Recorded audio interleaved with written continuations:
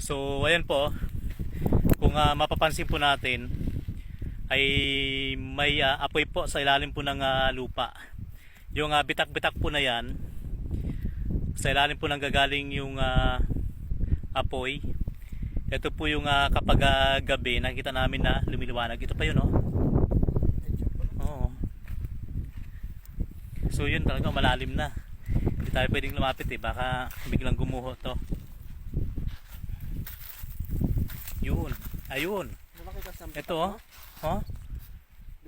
Yun. Grabe. Kaya pala nasusunog na lang bigla itong parang na ito dahil sobrang init nga po ng panahon, dahil ang aming lugar ay dineklarang state of calamity. Grabe, no? Oh. Ayun, oh. Apoy talaga.